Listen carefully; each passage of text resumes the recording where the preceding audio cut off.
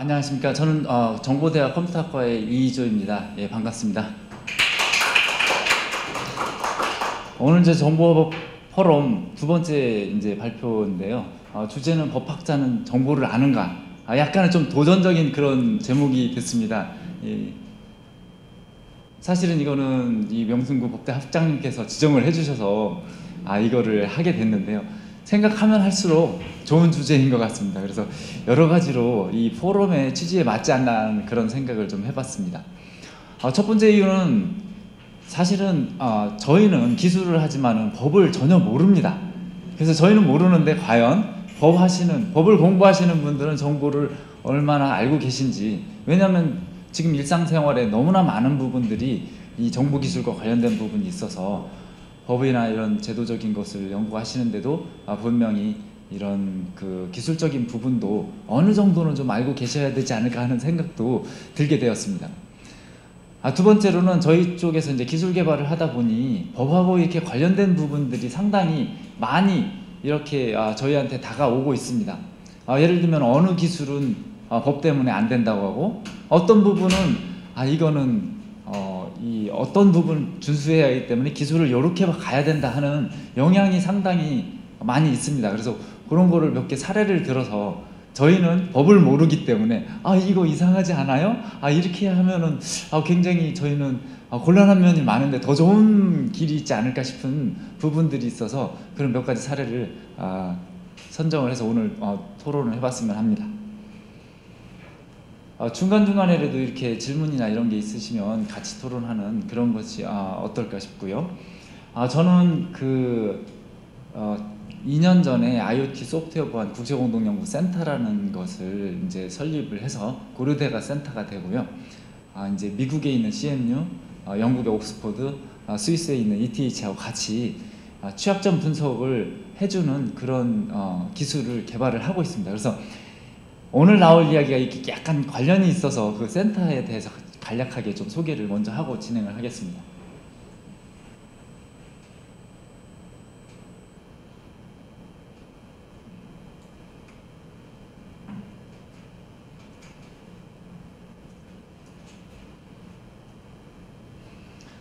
지금 사물 인터넷이라고 하는 거, 지금 여기에 있는 AP들 뿐만이 아니라 우리가 들고 있는 스마트폰, 그리고 자동차, 그 외에도 집에 있는 가전제품, 많은 아기용품 등등, 요즘에는 많은 그 일반적인 기기들이 사물 인터넷으로 이렇게 연동이 되어서 굉장히 편리한 서비스를 제공을 하고 있습니다. 저희 집에서도 여러 가지 있는데, 이제 스마트 기기 2개를 통해서 앱만 가지고 있으면 저쪽 방에서 뭐가 필요로 하고 하는 것들을 바로바로 알 수 있고, 필요한 부분들에 대한 것들을 센싱하고 보고하는 것을 원격에서도 쉽게 할 수 있는 그런 부분으로 좀 응용을 하는 부분이 있습니다. 그러다 보니 제가 생각할 때는 두 개의 가치관의 충돌이 나타나고 있는 부분이 있습니다. 하나는 그동안에 만들어 오던 그런 제조업체들이 있고요. 그리고 이 컴퓨터하고 이 인터넷 기술들을 접목하다 보니 그 부분에 대한 것이 굉장히 중요도나 어떤 그 가치관, 이런 부분들이 굉장히 차이들이 있는 부분이 있습니다.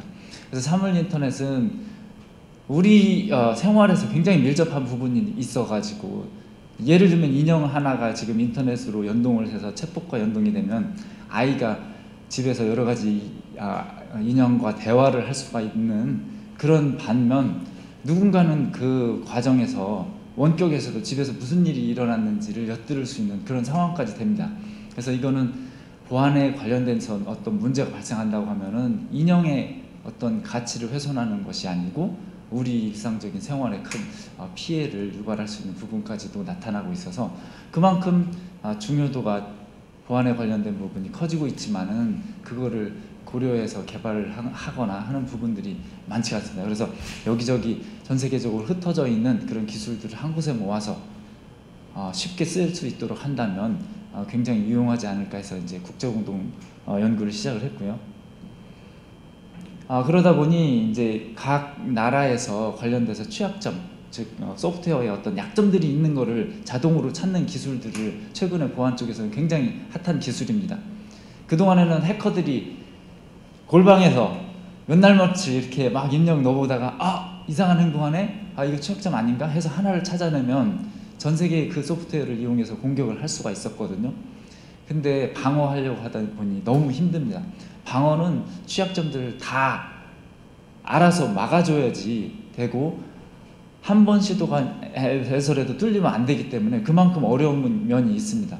근데 전문적인 기술들은 여기저기 흩어져 있고 작은 제조업체에서 그런 부분을 전문성을 가지기는 너무 힘들고, 또 고가의 상용 제품을 쓰기에는 너무 힘든 면이 있어서 저희는 그거를 지금 학계 쪽에서 앞서서 선도기술을 연구하는 것들을 한 곳에 모아서 자동적인 그런 플랫폼으로 외부로 제공을 하는 걸 목표로 하고 있고요.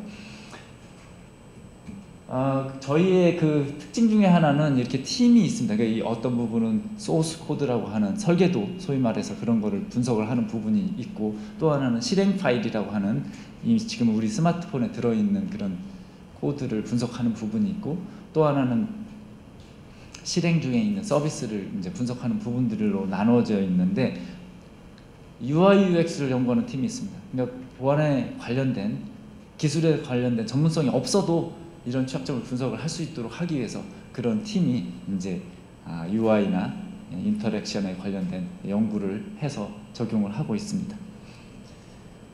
그래서 여기 이제 국제 회의를 하기 위해서 이렇게 스크린, 온라인 스크린도 3개를 만들어 놓고 있는데요. 이렇게 저희 연구원들이 직접 방문을 해서 겨울마다 대학원생들이 연구를 직접 이제 수행을 하기도 하고, 서로 세미나를 하기도 하고, 외부에서 왔을 때도 저희가 이제 각종 교육을 지원을 해주고 있는데, 그걸 이용해서 이 플랫폼을 개발을 해서 공개를 했습니다. 그래서 이 외부로 서비스를 할 수 있고, 누구라도 여기 IoTcube.net에 접근을 하면 그런 소프트웨어들을 분석을 할 수가 있습니다. 그러면은 내가 운영 중인 서비스 혹은 내가 만든 제품이 안전한지 이거를 시장에 내놓기 전에 점검을 쉽게 할 수 있도록 하는 장점을 가집니다.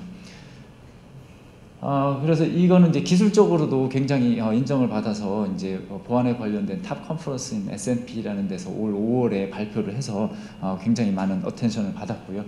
국제적으로도 이제 운이 좋게 상을 받는 그런 부분에 많은 기여를 했습니다. 더불어서 일반적인 그 개발자들뿐만이 아니라 기업들에서 지금 이 그 분석 플랫폼을 활용하기 시작했습니다. 지금 삼성전자에서는 개발 단계에서 이 스마트폰이나 스마트 TV나 이런 다양한 기기를 개발하는 단계에서 저희 IoT 큐브의 분석 결과를 점검하는 과정을 개발 프로세스에 지금 적용을 했습니다. 더불어서 호주의 레드햇 보안팀이 있는데요. 전 세계에서 오픈소스, 지금 이제 우리 지금 스마트폰이 90%가 오픈소스를 기반으로 거기에 이제 상용 제조업체에서 부가적으로 개발한 프로그램이 들어가는데요.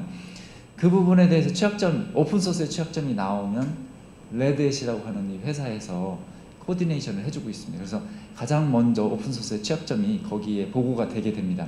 그래서 이 레드햇에서는 한 곳에서 어떤 소프트웨어 취약점이 발견이 되면 똑같은 취약점이 다른 데에 또 있을 수가 있기 때문에 그거를 저희 플랫폼을 이용해서 분석을 먼저 해오겠다 해서, 저희가 생각지도 못한 그런 응용 부분을 생각을 해서 우리한테 취약점을 주지 못하지만 똑같은 취약점이 있는지 점검할 수 있도록 이런 부분을 해달라고 해서 저희가 지금 그 기능을 또 추가를 해서 지난주에 익스텐시브하게 이제 테스팅을 해서 굉장히 긴 테스팅 결과 보고서를 저희한테 보내준 상황입니다. 그리고 어제는 이제 네이버에서 마찬가지로 이제 이런 IoT 큐브를 회사에서 좀 쓰고 싶다, 네이버에서 자체적으로 브라우저를 또 개발하고 하는 부분들이 있어서 이거를 효과적으로 쓸 수 있을 것 같다라는 그런 부분이 있었습니다. 기타 이제 언론에 좀 보도된 부분들도 있어서 이제 기본적으로는 어쨌든 이게 보안에 대한 걸 잘 모르는 누구라도 이런 취약점을 분석을 할 수 있도록 그런 플랫폼을 무료로 제공을 해서 전 세계에 누구라도 와서 쓸 수 있다 하는 부분이 있습니다.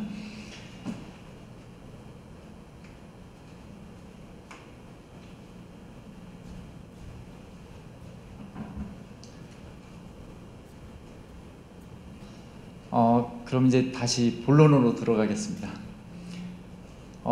법에 관련된 부분들이 있고, 저희 쪽에서는 또 많이 인용이 되는 부분이 망법, 정보통신망 망법이라고 하는 거 있죠. 정보통신망 이용 촉진 및 정보보호에 관한 법률이라는 그 긴 이름을 가지고 있는 거하고 개인정보보호법에 관련된 부분이 있습니다. 그래서 그런 부분들이 저희하고 이렇게 연관이 되는 부분들이 있어서 그거에 좀 사례를 말씀을 드리도록 하겠습니다. 그래서 여기서 보면은 사실은 인용문에서 나와 있듯이 기술 발전에 따라서 법도 이렇게 계속 그런 부분을 반영해야 된다는 부분들이 있다고 생각을 하는데요. 저희는 그런 기술 개발하는 과정에서 이런 부분이 이랬으면 좋았지 않았을까 하는 부분을 사례를 가지고 저희의 그 기술적인 부분 한번 접목을 해보겠습니다.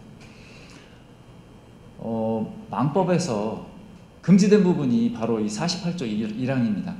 그러니까 허가되지 않은, 그러니까 정당한 접근 권한 없이 정보통신망에 접근해서는 안 된다. 이 문구를 보면 굉장히 나이스합니다. 합리적이죠. 아니 허가받지 않은 망에 어떻게 접근을 한단 말인가. 이거는 굉장히 의도가 불순하다 이렇게 볼 수 있지 않습니까? 허가받지 않은 망을 접근을 해? 이거는 당연히 이거는 그 침해 행위고 이거는 처벌받아 마땅하다 이렇게 볼 수가 있을 것입니다. 네, 이 문구만 봐서는 당연히 그렇다고 보여지는데요. 그래서 3년 3천만 원까지 처벌을 할 수 있도록 이렇게 벌칙이 되어 있습니다.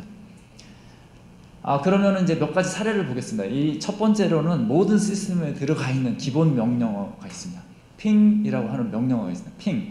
ping이라고 하는 명령어는 윈도우스, 리눅스, 맥OS 할 거 없이 기본으로 들어가 있는 명령어입니다. 이건 뭐를 하느냐면은 제가 어떤 서비스를 이용하려고 하는데 그 상대가 반응을 안 할 때 죽었나 살았나 확인을 해보고 싶지 않습니까? 그럼 핑 하고 그 상대 호스트 이름을 적어주게 됩니다. 예를 들면 핑 하고 법대 이런 웹사이트가 로스쿨인가요? 로우 코리아 HKR을 집어넣게 되면 살았는지 죽었는지 반응을 합니다. 이게 인터넷 표준에 정의된 프로토콜입니다. 그래서 어떤 머신이라도 그 리퀘스트를 받으면 자기 받은 그 똑같은 데이터를 가지고 리플라이를 해주게 됩니다. 그럼 내가 보낸 핑이 맞구나. 얘는 지금 응답은 하는구나. 잠시 서비스는 뭐가 문제가 있는지는 몰라도 그 해당하는 IP 주소에 누군가는 대기하고 있구나를 확인할 수가 있습니다.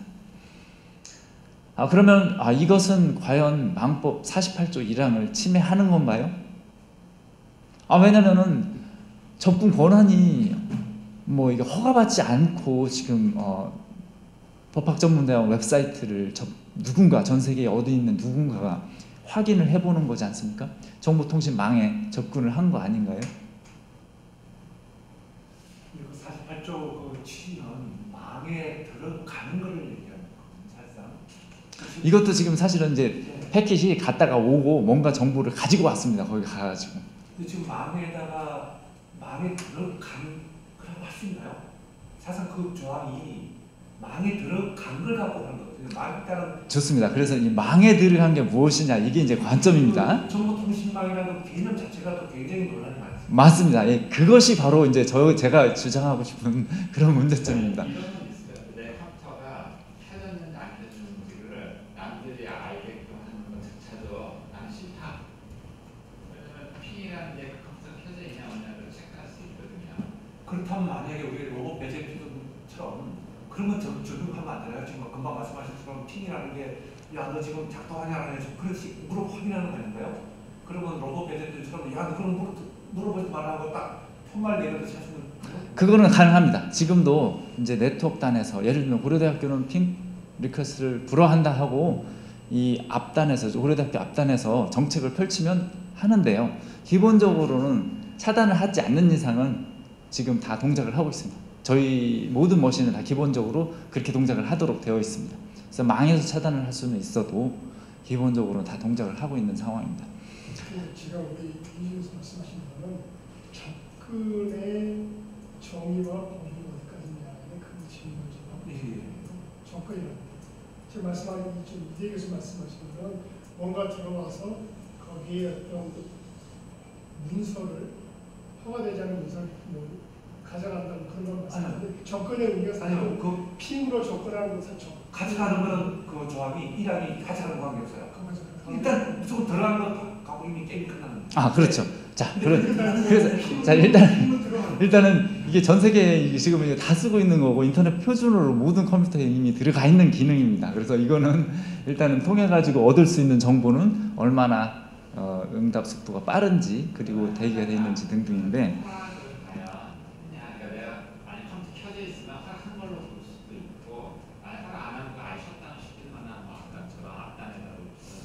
그럼 이게 전부 동시만한 개념이 아니고 저기 그다음 이제 유럽이라는 사이버크라임 컴퓨터처럼 컴퓨터 시스템이라고 하면 될까요?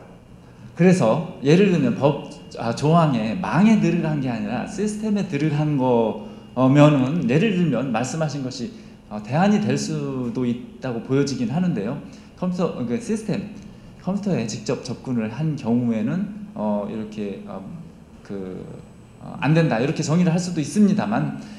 과연 그걸로 충분한지 다시 한번 또 보겠습니다. 이거는 지금 기본적으로 핑을 가지고 논란이 된 적은 없었습니다. 이거는 기본 기능이고 특별히 여기서 뭐 얼마나 이 준비가 돼 있는지 정도이지 그리고 IP 어드레스에 해당하는 호스트가 있는지 정도이지 부가적으로 어떤 센시티브한 정보가 나오지는 않거든요.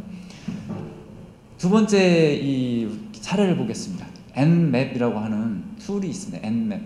이거 굉장히 자주 사용하는 툴입니다. nmap. 이게 뭘 하냐면은 방금은 이제 핑 하면은 특정 포트에서만 대응을 합니다. 7번 포트 혹은 ICMP라고 하는 특별한 프로토콜에만 대응을 하도록 되어 있는데 그걸 조금 더 확장을 하면 이 하나의 컴퓨터가 이 서비스 그러니까를 동시에 구동할 수 있는 게 최대 65,000개가 동시에 구동이 될 수가 있습니다. 프로그램이. 그러면 65,000개 중에 몇 번 포트라고 표현을 하는데 그러니까 몇 번 프로그램이 지금 준비 중인지 그거를 쭉 볼 수가 있습니다. 그러니까 예를 들면 어떤 컴퓨터는 웹 서비스를 하는 중이고 어떤 컴퓨터는 메일 서비스를 하는 중인지를 알 수가 있습니다. 이걸 통해서 이 nmap이라는 툴을 한번 보겠습니다. 이게 nmap이라는 툴을 여기서 지금 제가 이제 IoT 큐브를 대상으로 돌린 경우가 되겠는데요. 80번하고 443번 이게 HTTP하고 HTTPS가 준비되어 있다는 걸 볼 수 있습니다. 잠시만요. 이 노이즈가 좀 끼는 것 같은데 어디선가 계속 볼륨을 좀 한번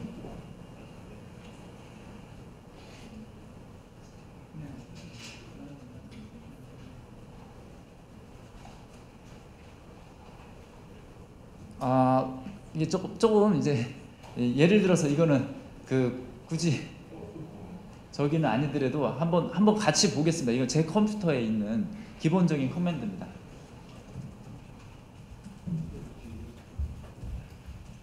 예를 들면은 지금 이건 핑은 다 들어가 있는 커맨드이기 때문에 저희 연구실의 웹사이트가 지금 동작을 하는지를 봤더니 웹사이트가 지금 준비가 돼 있는 걸 볼 수가 있습니다. nmap을 통해 가지고 방금 이야기한 nmap이라는 커맨드입니다.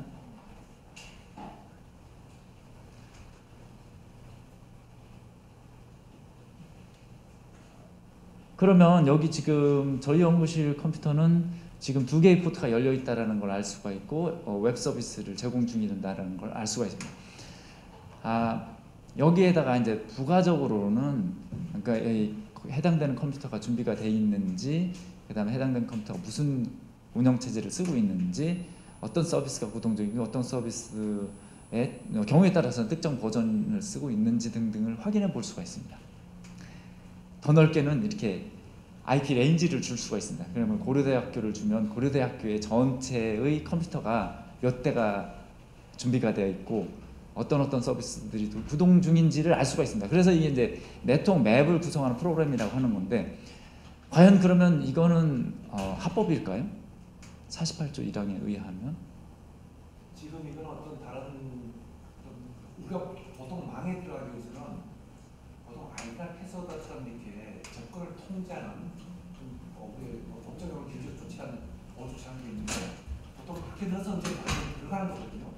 예, 그렇습니다. 저는 마찬가지로 법은 아마 그렇게 상상을 하고 만드셨을 거라고 생각합니다. 그 문구가. 하지만 이게 적용이 되는 실제 사례들은 굉장히 다양합니다. 첫 번째 사례를 보겠습니다. 일단 이걸 보시면 조금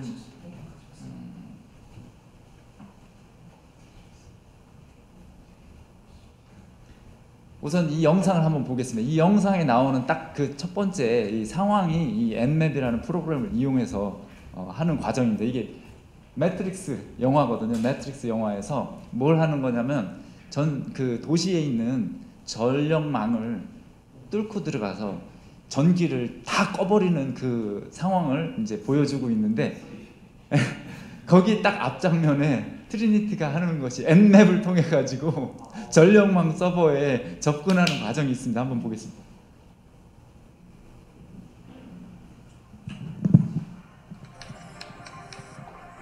여기 이 부분이 지금 Nmap을 통해서. Go to the site. I don't know what they're doing, but they only got 2 minutes left.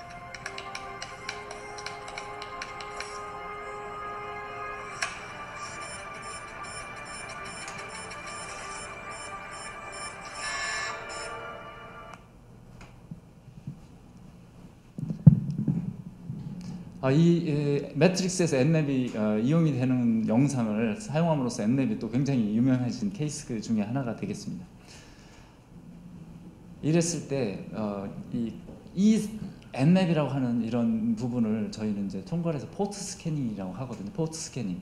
어떤 서비스가 준비 중이고 거기에 이런 어떤 컴퓨터들이 레디가 돼 있는지를 알면 그 다음 과정이 이제 좀 더 아이디 패스워드라든지 취약점을 익스플로이트하는 과정들이 들어가게 되는데요. 그럼 이 Nmap처럼 포트 스캐닝을 한 것이 과연 48조 1항에 의하면 합법이냐 불법이냐 케이스를 보겠습니다.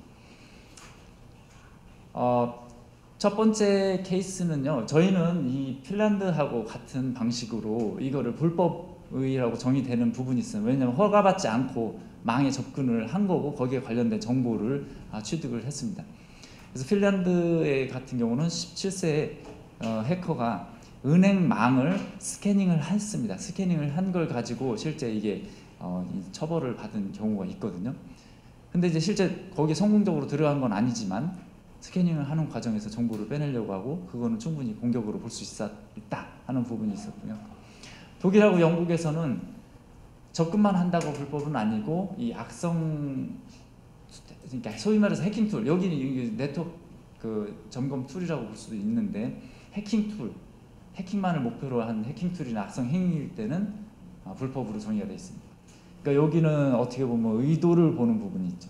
첫 번째는 행위만 봐도 결정을 하는 거고, 이스라엘은 의도가 선한 경우는 합법으로 허락을 해주고 있습니다. 소위 말해서 이 취약점을 찾기 위해서, 취약점을 찾아서 그거를 이렇게 픽스를 하면 해커들의 공격으로부터 예방을 할 수가 있기 때문에, 미국은 피해가 발생할 경우 그때만 불법으로 이렇게 정의를 하고 있습니다.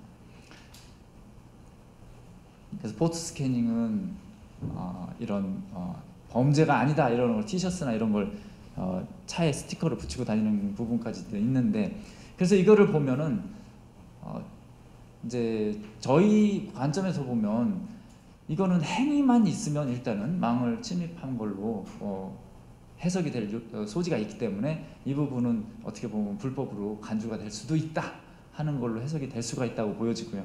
두 번째로는 독일, 영국, 이스라엘은 의도를 보는 부분이 있습니다. 그래서 이 행위를 했어도 선한 의도였냐 아니면은 공격의 의도였냐를 봐서 판단하는 부분이 있고, 미국은 좀 더 결과를 이렇게 보는 부분이라고 이 부분에 있어서는 이제 해석이 되는 부분이 있습니다. 그래서 이 행위를 이렇게 넓게 정의를 해놓으면 많은 부분을 할 수는 있지만 이제 기술 개발하는 입장에서는 이 부분이 굉장히 포텐셜하게 불법이라는 것 때문에 많은 부분이 걸리는 부분이 있습니다. 첫 번째로는 저희는 기술 개발하고도 이런 부분을 쓰지 못하는 부분이 나타납니다. 쇼단이라고 하는 게 있습니다. 이거는 검색 엔진, 구글이나 네이버처럼 검색 엔진 중에 하나인데 사물 인터넷 검색 엔진입니다. 쇼단이라는 것을 통해서 요즘 뉴스에 쇼단이라는 거 보시면은 CCTV 어디에 취약점이 있는 CCTV 전국에 몇 개가 발견이 됐다. 어디 여수에 무슨 버스 정류장에 뭐 이렇게 예를 들면은 음란물이 상영이 됐다 하는데 아마도 쇼단을 통해서 거기에 취약점이 있는 그 사물 인터넷 기기를 접근을 한 것으로 파악이 된다. 쇼단을 통해서 이 스카다라고 하는 그 어떤 그 제어 시스템들, 뭐 여기 여러 가지가 있겠죠. 뭐 이렇게 발전소도 있고 또 교통망도 있고 이런 부분들을 침입을 하는데 활용이 되는 것 같다. 이런 부분들이 나타나고 있습니다. 이건 전 세계에 우리나라에 있는 서비스가 아니고 이제 미국에 있는 서비스인데 전 세계 누구래도 현재 있는 그런 사물 인터넷 기기들을 볼 수가 있습니다. 예를 들어서 잠깐 한번 쇼단을 한번 볼까요?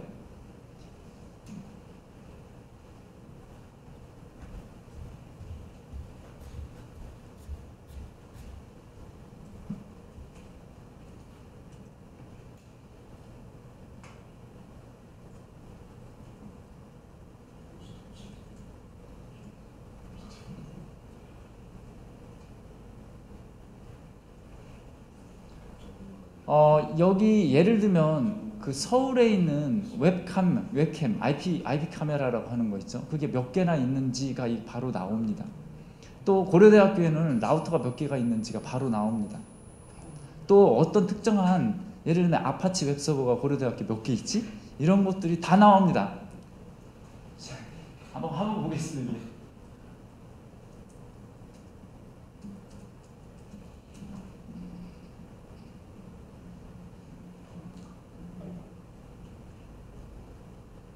그럼 여기서는 이제 웹캠이라고 했지만은 웹캠 이외에도 IP 카메라, CCTV 등등 이런 거를 이 지르를 하면 거기에 해당하는 걸 다 보여줍니다.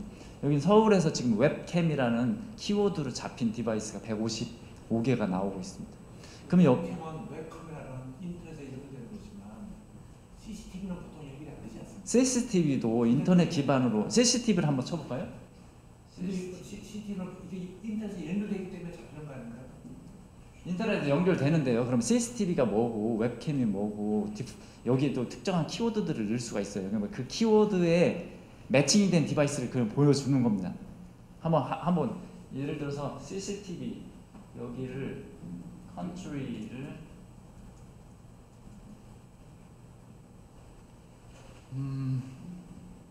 hopefully 없길 바라죠. 없길 바랍니다. 근데 CCTV 다 인터넷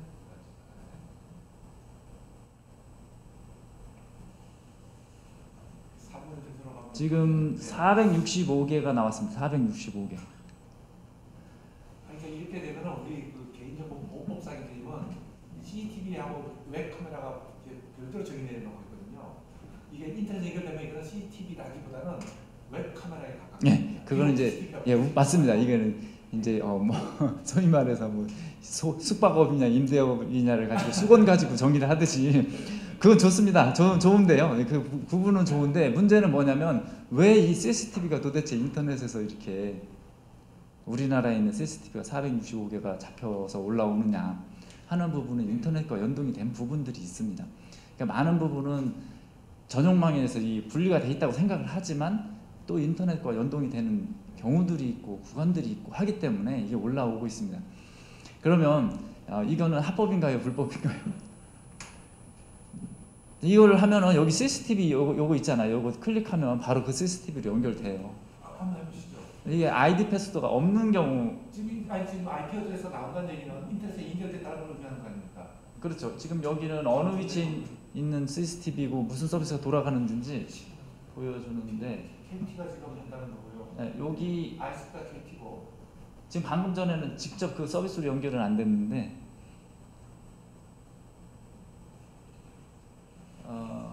예를 들면 지금 IP로 된 것 중에 이게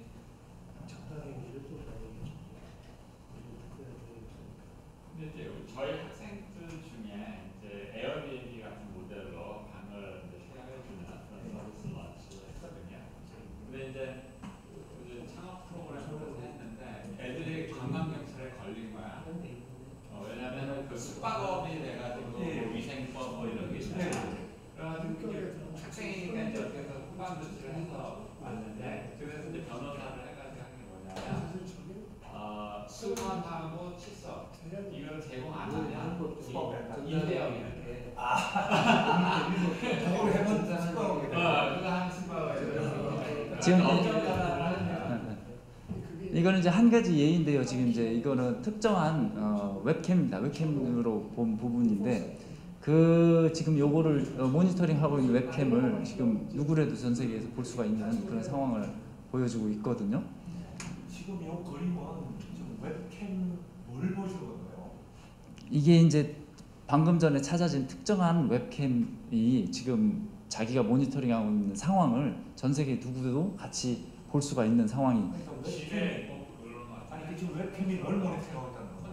지금 이제 현재 온도가 27.7도고 습도가 43.5도라는 이런 그 기기를 웹캠이 바라보고 있는 거예요 지금. 아 지금 웹캠이 저걸 찍은 거예요? 네, 지금 이거 움직이고 있습니다. 이 잘 보면은. 지금 계속 그렇다면 결국은 이거는 지금 그 웹카메라에 다시 또 어떤 뭔가를 들어야 되지 않습니까? 아이디어 접근제 하나 제가 아이디 패스 없습니다. 그냥 보통 그 아파트가 이게 설치된 아파트들이 그 사무실 주민들이 몰라가지고요 경비 관리소 쪽에서 뭐 111 물리수에서 해가지고 이렇게 해서 경쟁 보인다고 다 공개된다고 많이 알고 있어요. 그러니까 전혀 없는 건가요, 그러면? 예, 이거는 접근제어가 하나도 없는 거고요. 두 번째로는 그 디폴트 패스워드라고 소위 초기 설정 패스워드를 쓰는 경우가 있고, 세 번째로는 취약점이 가지고 있는 그런 상황이라서 패스워드로 막아놨어도 또 접근이 가능한 경우들이 있습니다. 그래서 다양한 경우들이 있는 거고요. 그거를 여기처럼 쇼단이라고 하는 서비스에서는 다 지금 보고 있는 상황이죠. 이거 지금 현재 불법 같은데 찍어가지고 유튜브에 올리면 당연하죠. 이거는 우리나라는 당연히 100% 불법이고요. 이거는 침입이라고 볼 수 있지 않겠습니까? 말해 주인이 유튜브 보고 이거 뭐 우리 집 거 왜 지금 보고 있어 이러면. 아 근데 그 주인이 몰라요, 그 아파트도. 내가 모르죠. 아니, 실제로 아파트에 모르죠. 그런 식으로 되어 있기 때문에 그 아파트 뭐 옷가 있는 것까지 다 볼 수 있다는 거예요. 맞아요. 예, 예. 맞아요. 아니, 주인이 아니라도 제3자가 걸면 걸리죠. 제3자. 예. 이거 올리는 건다 보면 다. 그러니까 이거는 쇼단이라는 프로그램이 이걸 간파하고 있다는 거라는 그렇죠. 전 세계에 있는 기기들이 다 어떤 기기들인지 어떤 뭐 이렇게 뭐 유형인지 어떤 버전을 쓰는지 다 모으고 있는 상황입니다. 근데 이건 쇼단이라고 하는 어떤 뭐 플랫폼이라고 할 수 있고 그러니까 그쵸. 어떤 사이트가 아예 그런 뭐 서울시에 뭐 어디 해가지고 야 이렇게 취약당을 보여주기 위해서 한 게 있더군요 보니까 사실 그건 좀 유사하다고 할 수 있는 네네네. 쇼단도 이제 이게 제일 파퓰러한 이런 것 중에 하나고요. 여기 중에서도 또 물론 이제 웹카메라나 IPTV나 IP캠이나 이런 것만 모아놓은 사이트들도 굉장히 의도가 의심스러운 그런 사이트들도 있는데 여기는 그런 이제 다양한 키워드를 말씀은 이 쇼단을 이용해서 아까 지금 그 자기 뭐 아이디도 없고 패스워드도 없는 상태에서 지금 들어가서 아까 그런 걸 볼 수 있다는 것 자체가 우리 전에 통신망 법에 하면은 그 불법행위나 멤버라고 근데 이제 접근거나 망에 접근했느냐 지금 우리 그 쟁점을 보는 거 아닙니까? 그러니까 지금 이 정도면 뭐 이 정도면 이건 이 정도면은 네, 당연히 불법이죠. 그렇게 될것 같은데. 네. 당연히.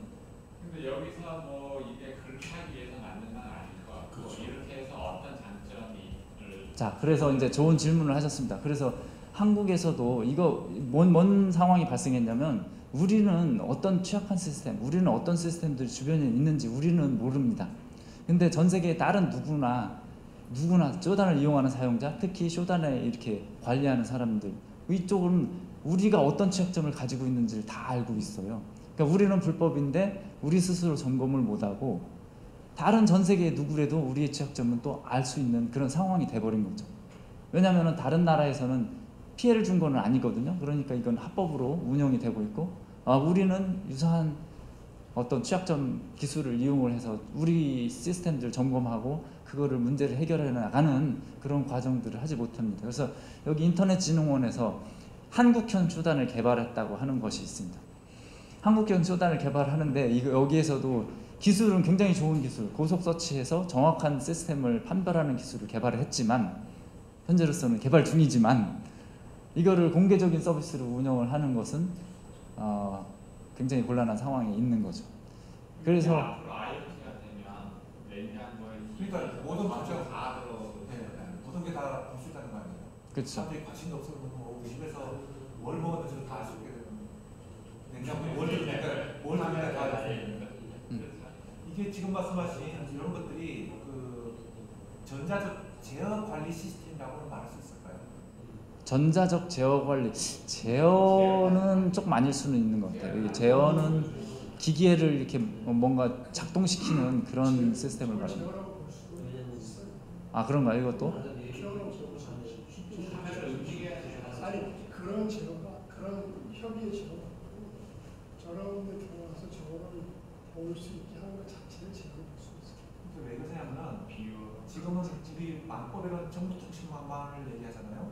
그렇죠. 근데 그것만 얘기할 게 아니라 지금 정보통신 기반보호법에는 정보통신 기반 시설을 대상하거든요. 근데 거기는 망하고 전자적 제어 관리 시스템도 다릅니다. 물론 이제 뭐 에너지 뭐 이런 거 아니면 되는 거지만, 그러니까 이제 만약에 이게 그에 해당된다면 이제 정보통신 기반보호법으로 들어갈 수 있는 맞습니다. 예, 넓어지는데 이제 그 기반보호법에 이 한정된 시스템이 아닌 여기서는 이제 그러니까 전체 해당된다면 어떻게 해요? 에너지랑 뭐 이런 해당된다면 어떻게 해요? 당연히 해당되는 부분이 들어올 수 있는 거죠. 인터넷을 전체를 스캐닝하기 때문에. 그랬을 때 여기서 논점은 어쨌든 간에 어느 정도까지, 예를 들면 건강검진을 내가 이 어느 정도까지 허락을 해줄 것이냐 하는 부분들이 있다는 거거든요. 그래서 이게 표현하는 방식이 여러 가지가 있습니다. 근데 어떤 분은 야 이거 정도면 예를 들면은 대문이 열렸나 안 열렸나 열어보는 정도다.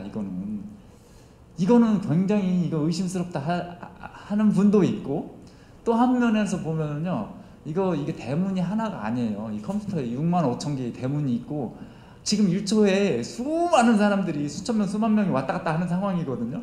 나 혼자 이거를 내가 문제가 있는지 알 수가 없어요. 전문성도 없고. 그러면 누군가가 너 지금 그쪽 문으로 이상한 증상들이 있으니까 대체 좀 해봐 하는 거를 서로 도와주는 그런 선의의 어떤 의지들이 더 크지 않는 이상은 해커가 이렇게 공격하려고 마음을 먹으면 얼마든지 정보를 가질 수 있는 상황에서 이게 어떻게 보면은 그 선과 악의 싸움에서 항상 악이 이길 수밖에 없는 상황이라고 보여지거든요. 우리가 예를 들면 이제 사고 인터넷이지 않습니까? 이런 정말 구체적으로 예를 들면 그 심장, 인공 심장을 이제 그 이식이라고 하고 거기다 센서를 달았어요. 저기 마음으로 연결된 거죠. 그렇다면 이런 그 쇼다운이라든지 이런 것들을 이용해서 어느 그 심장 그 센서 어느 정도까지 들어갈 수가 있어요?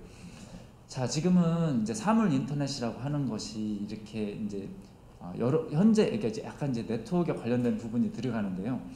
사물 인터넷이 별도의 이렇게 망을 가지는 경우가 있습니다. 이 홈 네트워크에 자기네 프로토콜인 직비나 지웨이브라는 걸 통해서, 그건 인터넷의 IP하고 전혀 상관없습니다. 밖에서 직접 보이지는 않거든요. 근데 이렇게 쓰려고 하니까 굉장히 제한적이에요, 서비스가. 그래서 밖에 나가서도 집에 문제가 없는지를 보려고 하니 인터넷에 연동을 시키게 되거든요. 그러면 거기에 사물 인터넷의 게이트웨이들이 있어요.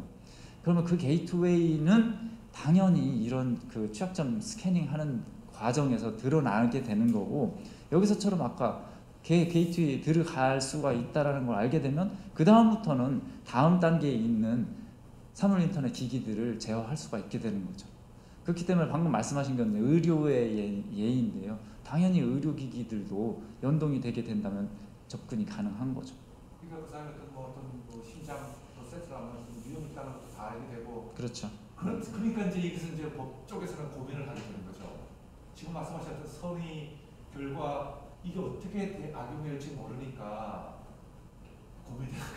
자, 그래가지고 순수하게는 왜 우리 집을 누가 대문을 열어봐, 이거는 당연히 난 기분 나쁘고 안 해야 되는 게 맞지만, 지금 전 세계에 있는 다른 사람들은 다 우리 집 대문이 열렸는지 닫혔는지를 아는데 옆집 사람만 이거 열었는지 나를 믿고 따라주는 우리 아들 딸들만 못 열어보게 해놓는 거일 수도 있다라는 것이 문제라는 거거든요. 예를 들면 우리가 아까 그 매트리스처럼 지금 우리가 스마트 홈의 경우도 아까 매트리스는 뭐 그 정도 도시도 할 정도니까 스마트 홈의 경우에도 정말 그 집에 전력 스마트 미터를 통해서 전력조차 다 통제할 수가 있고, 그렇죠? 스마트 기기 그리드 상황하고 예, 그 컨트롤 상황을 방해하는. 아까 심장 같은 경우는 어떻게 공격을 해가지고 멈추게 할 수도 있고 그렇죠. 작은 스마트 카 같은 경우는 그게 브레이크를 작동 못하게 한다든지 할 수도 있을 거고 그렇죠. 이게 지금 이거는 충분히 가능한 거 아닙니까?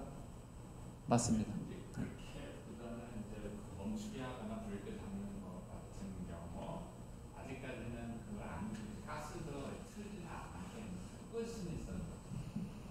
그러니까 이런 식으로 가능하다면은 법에서는 그것까지 다 고려를 해야 되거든요.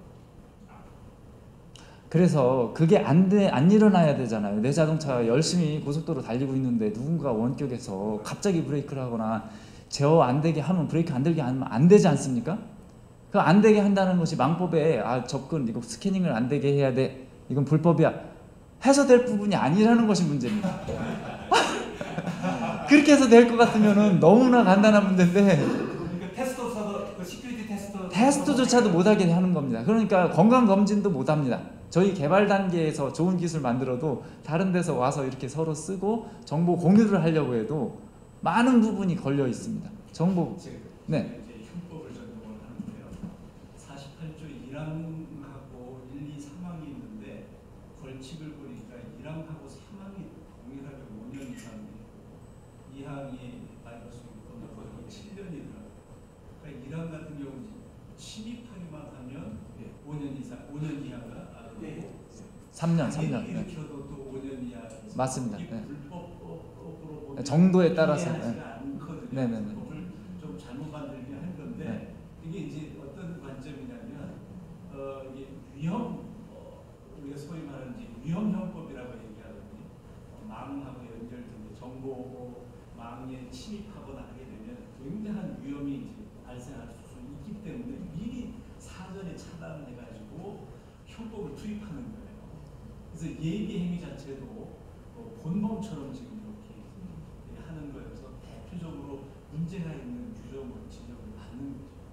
근데 지금 이런 논리를 조금 저는 저작권법 같이 하는 사람인데 저작권법에서 어떤 기술적 보호 조치를 해가지고 아이디어 패스워드를 가지고 그렇게 앱싱인 거거든요.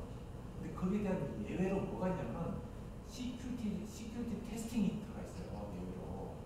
그러니까 지금 저작권법 기술 보호 조치 무력화를 금지시키는데 그 시큐리티 테스팅, 암호 연구 이런 것들이 들어가 있거든요. 예외로. 근데 지금 망법하고 정보통신기반법 보면은 그런 예외가 전혀 없다는 거죠. 지금 오늘 말씀을 딱 들으니까 여기도 뭔가 그런 예외가 필요하다는 걸 저는 느끼겠어요. 예외가 상당히 완전 법을 고쳐야 되는데 아주 제한적으로 예외가 필요하고 지금 말씀은 이게 지금 아까도 얘기했듯이 그런 사태가 발생하지 않도록 이쪽에서 기술 개발을 하려면 여러 가지 시도를 하게 되는데 그게 다 포용이 되는 거죠. 그래서 거기서 지금 그거 자체를 완전히 막아놓기를 않고 있다는 얘기니까. 기술 개발하는 거죠. 아까 말씀하신 것처럼 피스메이커를 외부에서 본다. 그게 필요에 의해서 원격 진료 같은 거든지 아니면 저희가 운동을 하면서 그 데이터를 계속 보내는 실 정밀 의료 같은 거를 해도 그런 데이터 공개될 제한된 법에서 보는 필요가 없고 꼭 기술 개발만 위해서. 그래서 오히려 예외적으로 허용되기보다는 예외적으로 불허가 되는 그게 더 디폴트를 허용하는 걸로. 예, 그게 더 적절한 접근이 아니겠는가 하고 저는 생각합니다. 왜냐하면 이 앞으로 인터넷 연결 IoT가 피할 수 없는 세상으로 가고 있기 때문에 그걸 저희가 이게 광범위하게 딱 묶어버리면 뭐 사실은 할 수 있는 걸 어떻게 만든 것 같지만 더 많은 위험에 노출되는 거예요. 아까 말씀하신 것처럼 남들은 다 대문에 들어오는데 우리는 들어오는지도 모르고 앉아있는 그런 꼴이 될 수 있어요. 그럼 지금은 현재 이런 법 때문에 정밀 의료가 좀 불가능한 건가요? 정밀 의료에서 저희 이슈 시작하죠. 시작하는. 왜냐하면 지금 의료원에서 요즘에 발표를 해서 뭐 아시겠습니다만 이제 환자 데이터를 모은단 말입니다. 그러면 이 환자 데이터 여러 용도로 쓰여야 되는데 그 용도를 다 예단할 수는 없어요. 근데 용도가 바뀔 때마다 저희적으로 보호 허락을 받아야 되고 그러니까 데이터에 대한 접근도 망법의 영향을 받고 하니까 굉장히 지금 어렵습니다. 클라우드법이 그나마 개정이 돼서 데이터가 의료 데이터 클라우드에 올라가게 되는 게 있는데 그보다 훨씬 더 광범위하게 데이터 활용될 수 있어요. 지금 그 보건복지부에서 정밀의료 관련된 법안을 거의 제가 좀 준비한 걸로 알고 있거든요. 그렇다면 거기서는 과연 이걸 어떻게 해결할 것인가? 그것도 한번 예, 그럼 지금 만약 제가 그 아까 질문 드린 게 지금 이런 것 망법이라는 것 때문에 정밀의료가 힘들다고 한다면 그 법안을 지금 준비 중인 보건복지부에서 이거 분명히 고민할 거거든요. 그러니까 뭐든지 현재 법이 파지티브나 네거티브로 오냐는데 그 4차 산업혁명에는 다 할 수 있어. 근데 요거만 하지 마라는 것들이 있어야지만 그 다음 단계로 넘어가. 왜냐면 앞으로 어떤 것들이 올지 모르잖아요. 근데 우리나라는 이거만 해. 아니 이거 새로운 걸 못 하는 거야. 결국 이노베이션이 이루어지지 않는 이런 거죠. 거죠. 한태훈 교수님 지금 이제 하도 현법 공부하시고 오래돼가지고 그렇지만 사실 현법이라는 게 사실 위법성 조각사유라는 것도 있고 네, 정당행위라는 그걸로 것도 있어야 해결을 되는데 할 수 있을 것 같아요. 정당행위로 해결이 돼야 되는데 아까 이제 그 법 자체에 보면은 그 조항의 일환 자체를 보면은 침하는 것 자체만으로 그냥 위법하다 불법이다 해가지고 벌칙 적용이 되는 것으로 돼 있으니까 이건 현법상의 위법성 조각사유인 정당행위 같은 게 이게 어떻게 보면 적용될 여지도 없게 법이 만들어지죠. 아니 뭐 침입해도 뭐 목적이라든지 뭐 하여튼 왜 침입하는지 이제 바이러스 유포하든지 아니면 장애를 일으키는 거 말고 뭐 다른 목적이 있을 것 같긴 한데 이제 그 목적이 정당성 뭐 이런 경우에는 정당행위가 되죠. 그렇죠. 정당행위로 저게 굉장히 이렇게 허용이 될 쪽으로 가야 될 것 같아요. 근데 이제 이제 법이 이렇게 돼 있는 한은 이제 그렇게 가야 될 것 같고 제가 보기에는 법을 바꿔야 될 불법성에서는 완전히 차이가 나는 거예요. 장애하고 장애를 일으키는 거하고 그냥 단순히 접근 침입하는 거하고는 당연히 불법성에서 차이가 있는데 똑같이 지금 규율을 해도 아니 지금 그게 대한 아기먼트는 형량이 같다는 측면에서 말씀하셨잖아요. 근데 이게 48조 1항에 입법 목적이 있거든요. 일단 망에 허락을 받지 않고 또는 접근 권한이 있지만 그걸 초과해서 들어가는 거에 대해서는 일단 들어가는 것 갖고도 일단은 이거는 문제가 있다고 보는 거고 들어가고 난 뒤에 또 거기서 어떤 비밀이라든지 이런 거 했다면 또 그걸로 또 단거로 또 커버가 되는 거고요. 그럼 형량의 문제라면 결국은 아까 우리 김용재 교수님 말씀하셨듯이 정당 행위가 된다고 하더라도 이건 뭐 그 분야에 필대 종사하시는 분들 입장에서는 믿을 수가 없는 거죠. 그게 완전 행위가 억제되는 거예요. 그러니까 제가 봤을 때는 형량 그것도 중요하지만은 과연 48B당을 어떻게 좀 더 세분해서 하느냐 그게 좀 필요하지 않나요? 이사실을 받는 거고요. 이준일 교수님 준비하신 게 굉장히 많을 것 같은데 네. 더 준비하신 게 많아요. 예, 알겠습니다. 요거하고 지금 뒤에 개인정보법도 정확하게 연관성이 있어서 그것도 같이 일단은 진행을 하면서 말씀드리겠습니다. 그래서 이제 선한 의지 있는 거 아까처럼 시큐리티 테스팅이라든지 그다음에 요것도 관련이 있습니다. 지금 전 세계의 글로벌 기업들은 다 버그 바운티라는 프로그램을 운영을 하고 있습니다. 이게 뭐냐면 자기 그 제품이나 서비스에 문제가 있으면 보고를 해라. 굉장히 취약하면 취약하고 문제가 있으면 있을수록 보상을 많이 합니다. 지금 이제 억 단위의 보상들을 하고 있습니다. 그래서 이런 굉장히 이거 그러면 왜 이렇게 남의 제품, 내 제품을 누가 테스트하고 내 서비스를 누가 테스트해서 왜 이걸 보고를 받지 하는데 다양한 장점이 있는 게 첫째로는 사실은 그걸로 인해서 고객에게 피해가 나기 전에 예방을 할 수가 있습니다. 그래서 그 보고를 받아서 빨리 서비스나 문제를 해결을 해주면 그만큼 장점이 있고요. 두 번째로는 비용도 줄여줍니다. 어떤 그 배상 비용이나 이런 문제 해결 비용뿐만이 아니라 이 문제를 찾기 위해서 R&D를 많이 해야 되거든요. 그러니까 좀 더 안전한 시스템을 개발하기 위한 자체적인 R&D 노력이 있어야 되는데 외부의 이런 다양한 그런 어떤 제보를 받으면 훨씬 더 수준 높은 그런 결과를 얻을 수가 있습니다. 그래서 당장에는 개발 단계, 추후에는 보상의 어떤 비용 이런 것들을 줄일 수가 있기 때문에 굉장히 적극적으로 몇 년 사이에 이제 구글, 페이스북, 애플 등등은 굉장히 적극적으로 이 버그 바운티 프로그램을 운영을 하고 있습니다. 반면 국내 현황은 굉장히 어렵습니다. 국내는 일단 인식이 안 좋습니다. 연락을 하면 이놈이 또 뭔 협박을 해가지고 이게 좀 돈 뜯어내려고 그래서 이게 해외에서 예를 들면 소프트웨어 회사나 이런 서비스 회사에 국내 업체에 연락을 하면은 굉장히 그 뭐라고 하죠? 이 하대를 합니다. 일단 이 녀석 어떻게 해서 문제 없이 돌려보내야 될 텐데 이렇게 그런 인식들이 굉장히 많고요. 그런데도 뭐 이걸 안 할 수는 없고, 만약에 그게 드러나면 치부가 드러난다고 생각을 하기 때문에 자꾸 감추려고 하거든요. 그래서 이제 안 할 수는 없으니까 이제 정부에서 인터넷진흥원을 통해서 이 취약점 신고 포상제라는 거를 부분적으로 이 운영을 하고 있습니다. 그러면 취약점 포상제를 통해 가지고 몇 개의 소프트웨어 회사들이나 기기 제조사들이 이제 점점 참여를 하고 있어요. 그래서 그것을 어떻게 하냐면은 취약점이 신고가 되면 인터넷진흥원에서 분석을 해서 그게 맞다, 정확하게 알려지지 않았던 소위 말하는 제로데이다, 그러면은 그 기기에서 동작을 하는지 확인하고 그 회사하고 코디네이션을 해서 보상도 해주고 비용도 이렇게 같이 이렇게 뭐라고 하죠?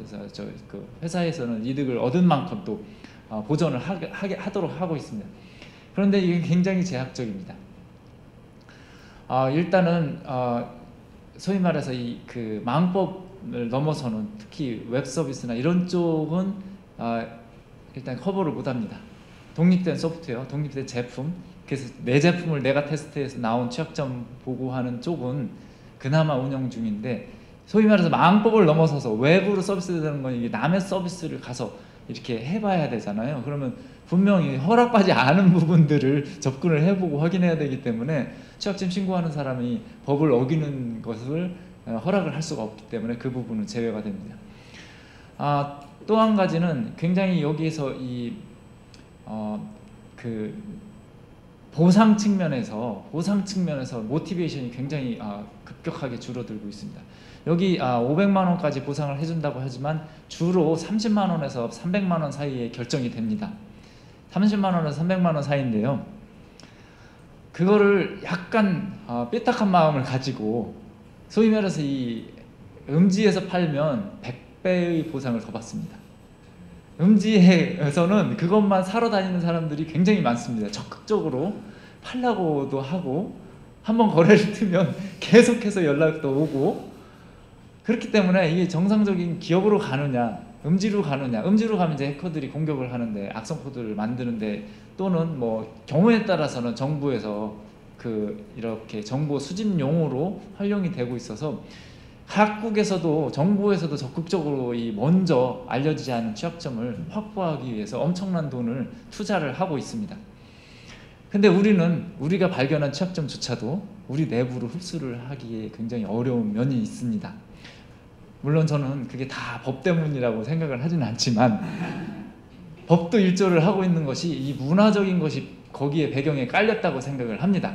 그래서 그런 부분들이 어떻게 보면은 음지로 가지도 않도록 해주는, 양성화하는 부분들도 분명히 필요하다고 생각을 하는데요. 이게 앞으로는 좀 더 개선할 방법들을 찾아야 될 거라고 보입니다. 블랙 마켓으로 가지 않아도 그레이 마켓이 있습니다. 화이트 마켓은 소위 말해서 회사에서 직접 거두는 거고, 블랙 마켓은 공격하려고 사가는 거고, 중간에 그레이 마켓이 있습니다. 공개적으로 사고 파는 그런 회사들이 있습니다. 여기 지금 제로디움이라고 하는 회사에서는 아이폰의 최신 버전 취약점 15억에 사겠다고 공개적으로 선언을 해서 그거를 사들이고 있습니다. 그러면 하나의 취약점, 이 아이폰의 어떤 취약점을 발견하면 15억을 법니다. 기사에 신고하면 300만 원 정도 벌 수가 있을 겁니다.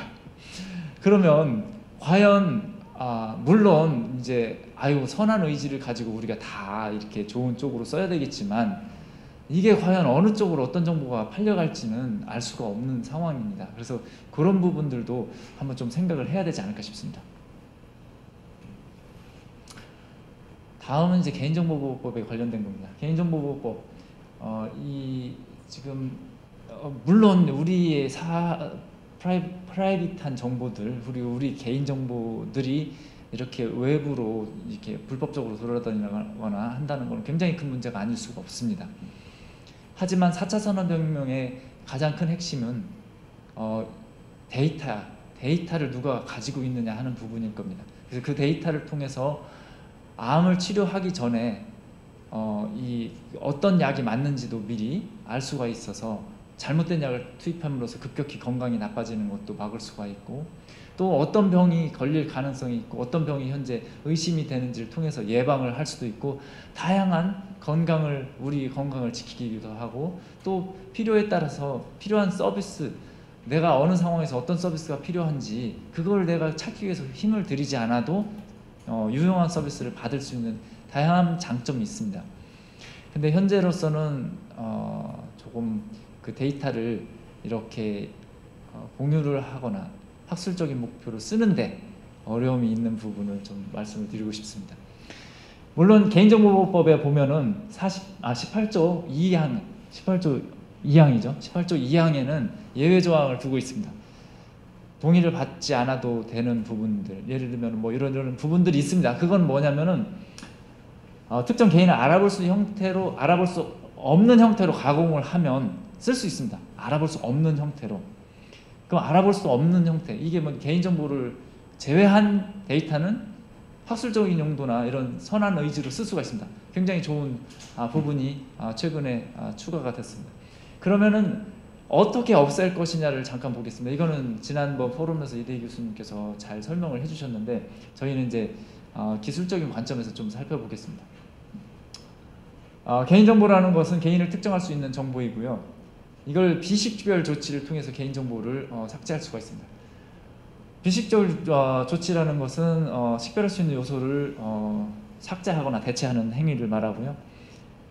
비식별 조치를 위해서 할 수 있는 데이터의 부분은 식별자 부분하고 속성자 부분이 있습니다. 식별자는 소위 말해서 주민번호처럼 특정한 사람을 특정할 수 있는 경우가 되겠고요.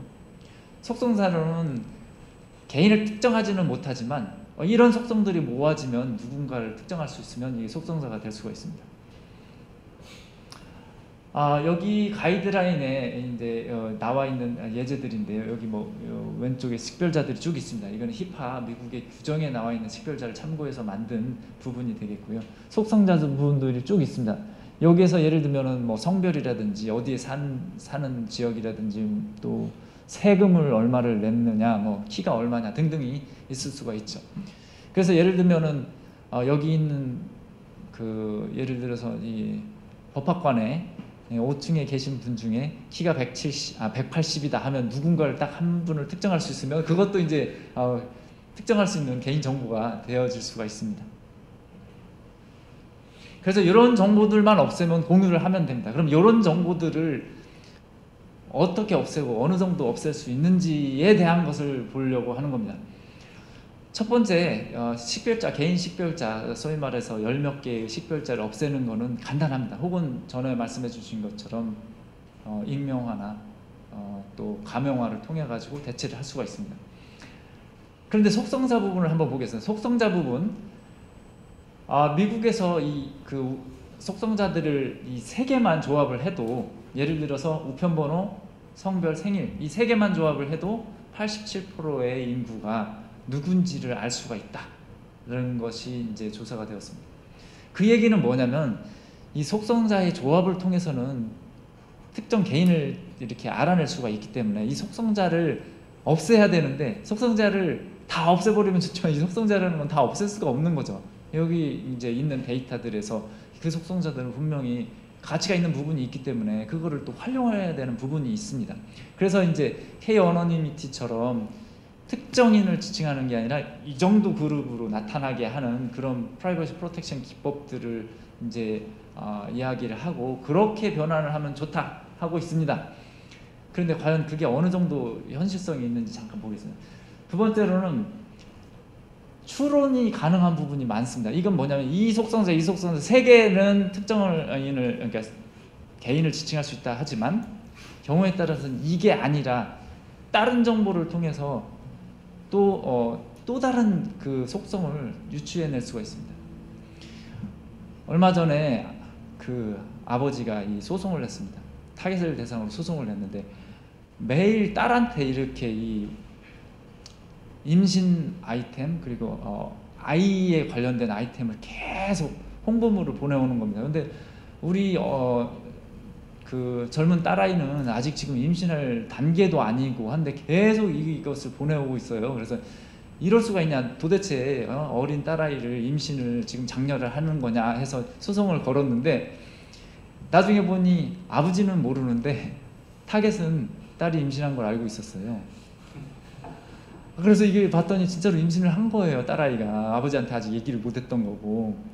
그래서 봤더니 타겟에 어떤 쇼핑하는 그런 물건들을 이렇게 했더니 이 물건이 있으면 임신한 거예요.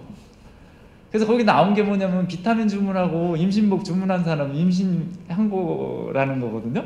그래서 비타민하고 임신복을 주문한 사람들에 대한 것들을 통해서 마케팅을 한 거예요. 왜냐면은 타겟이 경쟁 그 쇼핑몰들이 많이 있는데, 아이들에 대한 아이 물품을 알려면 아이를 가지고 있다라는 걸 알아야 되고, 아이가 태어나면 이 퍼블릭 정보가 되지만 더 빨리 이 타겟으로 유치를 하려면 임신한 상태를 알면 더 빨리 이제 뭔가 조치를 취할 수 있기 때문에 임신한 상태를 알고 싶은 거예요. 그럼 임신한 상태를 알려고 봤더니 이런 쇼핑 패턴만 있으면 임신을 했다라는 것을 알아서 그걸 이용을 해가지고 그런 사실들, 그러니까 소위 말해서 이제 지극히 민감한 개인정보들이 유추가 될 수가 있었습니다.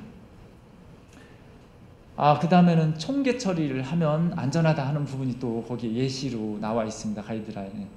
그러니까 예를 들면 특정한 점수, 특정한 값들이 아니라 그거를 이렇게 다 합쳐서 평균을 낸 값이라든지 이런 거를 하면 안전하게 처리할 수 있다고 했는데, 문제는 이렇게 그 민감 정보가 아닌 총계 처리된 정보로부터 민감 정보가 또 이렇게 도출이 될 수 있는 부분들이 있습니다. 사실 지난 시간에 명승구 학장님께서 제가 이제 클래스에서 점수의 평균값을 공개하고 개별 학생들의 성적을 공개하지 않는 그런 사례를 말씀을 드렸었는데, 그것처럼 우리 클래스에서 몇 명의 점수를 공개할 때 남녀 비율을 한다고 할 때 여학생들의 평균 점수를 몇 점이다 할 때 그 여학생이 한 명밖에 없다면 평균 점수가 바로 그 여학생의 점수가 될 수가 있는 거죠. 더불어서 클래스에 2명이 있는 그런 그룹을 지칭했다. 그러면 내가 그 그룹에 속해 있으면 내 점수하고 평균 점수를 아는 순간 상대의 점수를 알게 됩니다. 그래서 이렇게 여러 가지 추론이 가능한 경우들이 나타납니다. 그래서 이거를 문제는 완벽하게 이런 개인정보가 없는 상태로 데이터를 만들어낼 수 있느냐 하는 게 질문인데요. 굉장히 어렵다는 겁니다.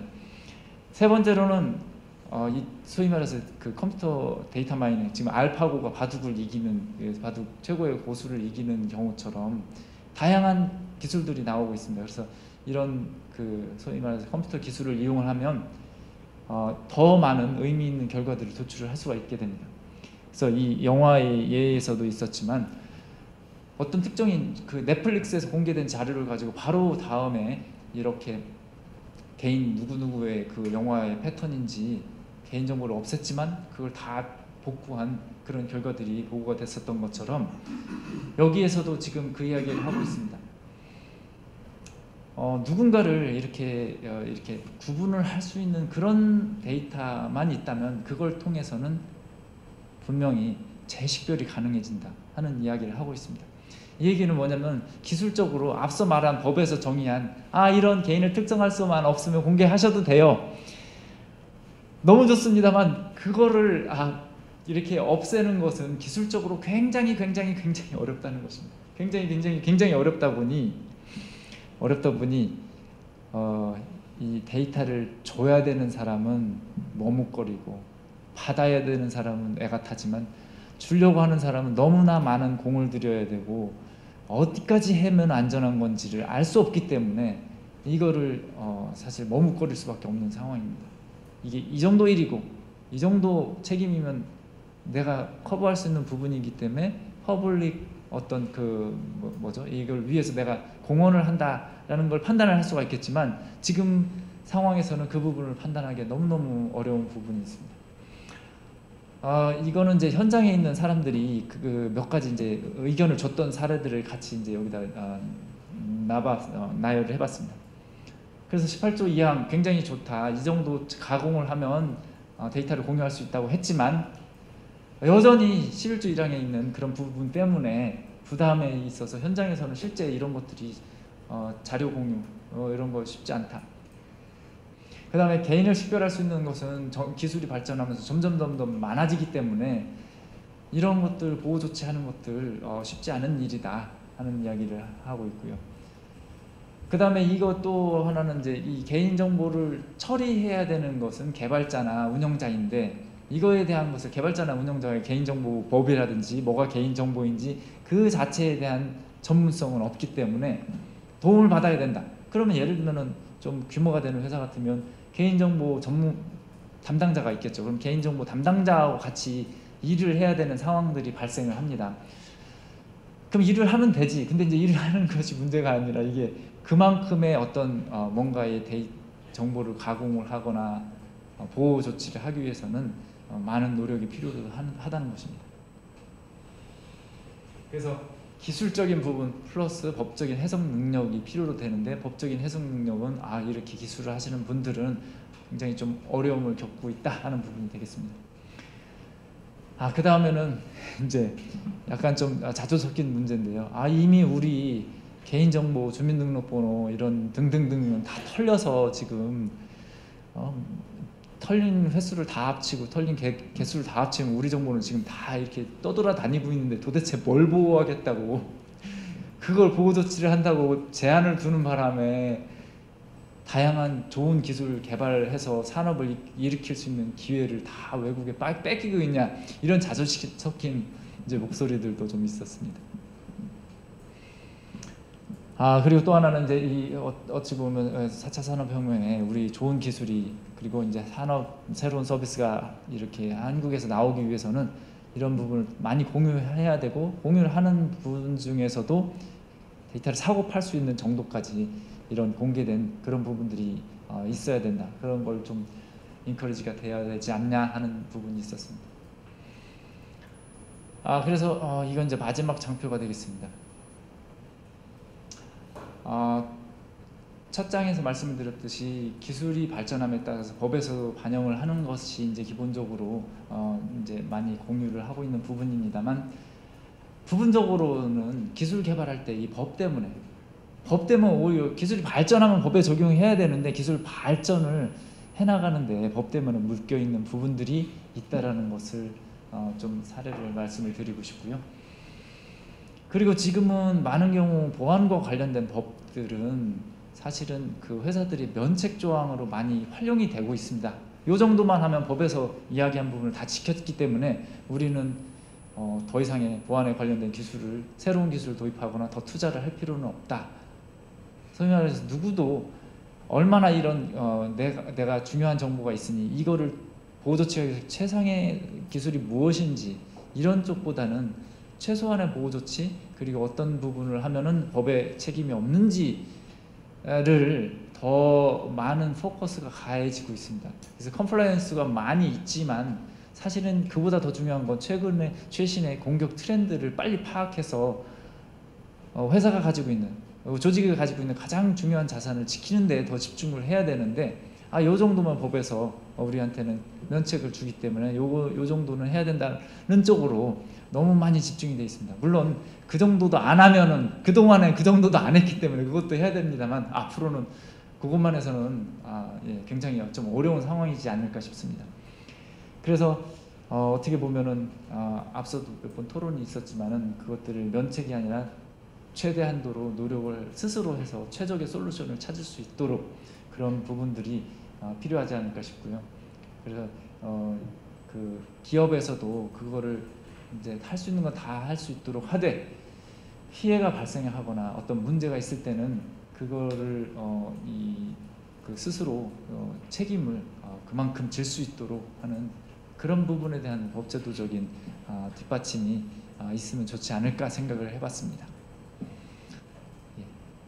오늘 여기 준비된 건 여기까지입니다. 감사합니다.